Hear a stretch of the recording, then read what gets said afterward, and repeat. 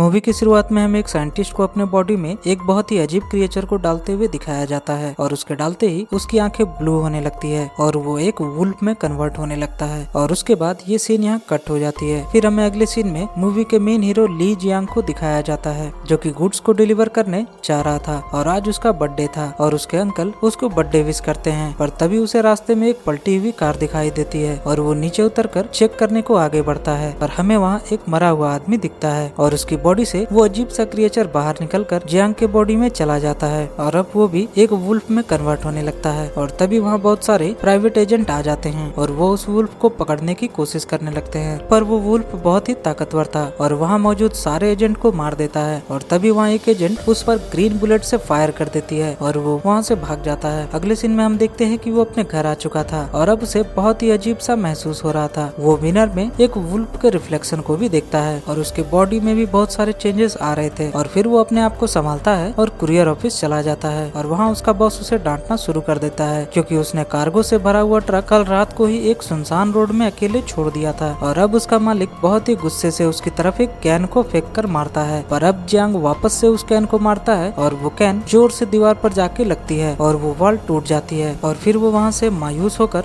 वहाँ से चला जाता है। फिर हम देखते हैं कि कोई शख्स उस पर नजर रखे हुए था। फिर जियांग को याद आता है कि आज उसके एक फ्रेंड का बॉक्सिंग मैच है और वो उस मैच को देखने के लिए पहुंचता है। वो उस मैच को एंजॉय करने लगता है और उसके फ्रेंड मैच को जीत जाती है पर तभी वहाँ उसकी ओपोनेंट जियांग के फ्रेंड को नीचे गिरा देती है और जियांग उसे पकड़ लेता है। फिर वहाँ हारने वाली लड़की का बॉयफ्रेंड आता है और उसे बॉक्सिंग के लिए चैलेंज करता है और जियांग यहाँ मान जाता है और रिंग में पहुँचते ही जियांग ओपोनेंट के एक ही मुक्के से बेहोश हो जाता है। दूसरी तरफ हमें उस एजेंट के लीडर को दिखाया जाता है जिसने जियांग पर नजर रखी हुई थी क्योंकि जियांग के अंदर जो अजीब सी चीज थी वो इन लोगों की ही बनाई हुई है और वो लोग एक परफेक्ट बॉडी की तलाश में थे जिसकी बॉडी से वो अजीब सी चीज बॉन्ड कर जाए और उसका एक्सपेरिमेंट सफल हो जाए। हमें ये भी पता चलता है कि मूवी के स्टार्टिंग में जो साइंटिस्ट हमें दिखाया गया था वो जियांग के डैड ही थे और फिर वो लीडर अपने एजेंट को जियांग पर नजर रखने को कहता है। अगले सीन में जियांग जब होश में आता है तो वो अपने आप को अपने फ्रेंड के घर में पाता है और उसकी फ्रेंड उसको बताती है कि उसका भाई एक बहुत ही मिस्टीरियस तरीके से गायब हो गया है और उसका भाई उसी कंपनी में काम करता था जिस कंपनी के लोग जियांग पर हमला करने आए थे। पर तभी वहाँ उसी कंपनी के लोग उन पर हमला करने के लिए आ जाते हैं और फिर वो चुपके से उन्हीं की कार के नीचे छुप जाता है और उन लोगों को ट्रैक करने के लिए अपने फोन उनकी कार में छुपा देता है। फिर जब वो एजेंट वहाँ से चले जाते हैं तब जियांग और उसकी फ्रेंड दोनों आपस में बातें करते हैं और जियांग यहाँ कहता है कि वो लोग उसे ही पकड़ने आए हैं क्योंकि उसके अंदर एक बहुत ही अजीब क्रिएचर है और वो उस क्रिएचर के बारे में बहुत ज्यादा नहीं जानता। फिर वो उस क्रिएचर के बारे में जानकारी लेने के लिए अपने अंकल के घर जाता है और वो देखता है कि वहाँ पर आग लगी हुई थी और फिर वो अपने अंकल को लैब से उठाकर एक सुरक्षित जगह पर ले आता है। फिर वो अपने अंकल को क्रिएचर के बारे में बताता है पर उसके अंकल उसकी कुछ हेल्प नहीं कर पाते। फिर जब वो वापस जा रहा था तभी हम देखते हैं कि फिर से कोई उसका पीछा कर रहा था और इस बार जियांग उसे पकड़ लेता है और अपने फ्रेंड के घर ले आता है और पूछताछ करने पर पता चलता है कि वो कंपनी एक ऑयल कंपनी है पर उस कंपनी के कुछ और भी इलीगल काम भी हैं और वो कंपनी बहुत ही डेंजरस है और अपने सीक्रेट को सीक्रेट रखने के लिए वो कुछ भी कर सकती है। और अब वो दोनों उनको पता चलने वाली सारी कड़ियों को जोड़ने की कोशिश करने लगते हैं पर तभी वहाँ फिर से वो एजेंट आ जाते हैं और जियांग यहाँ उनके साथ चलने को तैयार हो जाता है इस शर्त पर कि वो एजेंट उनके फ्रेंड को छोड़ दें। पर क्योंकि उनके फ्रेंड एक ट्रेंड बॉक्सर थी इसलिए वो उन एजेंट से फाइट करने लगती है और फिर वो जियांग को छुड़ा लेती है और वो दोनों सीधा जियांग के अंकल के पास पहुँचते हैं और अब फोर्स करने पर उनके अंकल जियांग को सब कुछ सच सच बताने लगते हैं। आगे अंकल बताते हैं कि वो और उसके डैड दोनों उस कंपनी के लिए काम करते थे और उनका मकसद था एक ऐसे मेडिसिन को बनाना जिस मेडिसिन से कोई भी बीमारी ठीक हो सके। पर जैसे ही जियांग के डैड की मौत हुई तो उस कंपनी ने उस प्रोजेक्ट को बंद कर दिया। उसके अंकल आगे बताते हैं कि जियांग के मॉम को एक जानलेवा बीमारी थी जिसके कारण वो मर गई और इसलिए उसके डैड ने उस प्रोजेक्ट में काम करने से मना कर दिया और ये बात उन कंपनी वालों को पसंद नहीं आई और वो जियांग के डैड को जलाकर मार डालते हैं और ये सुनकर जियांग बहुत ही ज्यादा गुस्सा हो जाता है। तभी हम देखते हैं कि वो एजेंट फिर से वहाँ आ जाते हैं और वो एजेंट जियांग के अंकल को गोली मार देते हैं और अंकल की वहीं मौत हो जाती है और फिर अपने अंकल की मौत अपने सामने देखकर वो बहुत ही ज्यादा गुस्सा हो जाता है और वो वुल्फ में कन्वर्ट हो जाता है और एक एक करके उन एजेंट को मारने लगता है। पर तभी वहाँ वही लेडी एजेंट दोबारा से ग्रीन बुलेट फायर करती है और जियांग फिर से एक नॉर्मल इंसान बन जाता है और अब वो एजेंट उसे पकड़ने वाले ही थे कि तभी जियांग खिड़की तोड़कर वहाँ से बाहर भाग जाता है और भाग करके समंदर के किनारे बैठा होता है और अब वो अपने डैड को बहुत मिस कर रहा था और एक लॉकेट को देखता है जिसमें उसके डैड की और उसकी एक फोटो थी। फिर उसका दोस्त वही फोटो को देखकर जियांग को उस फोटो वाली लोकेशन पर ले जाता है और उसे वहाँ पंजे के निशान भी मिलते हैं। फिर थोड़ी छानबीन करने के बाद उसे उसे वहाँ एक बैग नजर आता है और वो बैग को खोलता है और उस बॉक्स में जियांग को एक कैसेट भी मिलता है जिसमें जियांग के डैड ने एक मैसेज रिकॉर्ड किया था। फिर हमें उस रिकॉर्डेड मैसेज से पता चलता है कि जब उसकी मॉम की तबीयत खराब हुई थी तब उसके डैड ने एक ड्रग को बनाया था और उस ड्रग को सबसे पहले अपने ऊपर ट्राई किया था ताकि उसके साइड इफेक्ट्स का पता चल सके, पर रिजल्ट आने से पहले ही उसकी मदर की डेथ हो गई और फिर उसके डैड ने इस एक्सपेरिमेंट को बंद कर दिया। पर उस ड्रग को उस कंपनी के लोग इलीगल वेपन बनाने के लिए इस्तेमाल करने लगे और ये देखकर उसके डैड